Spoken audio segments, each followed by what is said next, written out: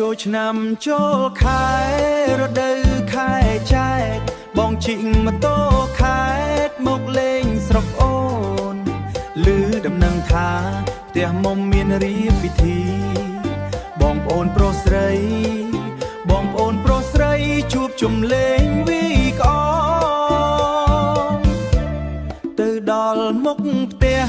ឃើញមុំរៀបចំចងក្អមព្យួរខ្ពស់សមនឹងអ្នកវាយបងស្ម័គ្រចិត្តចូលវាយកជ័យជុំម្នាក់បើវាយបែកផាំងសុំរង្វាន់ជាស្នេហ៍សុំរង្វា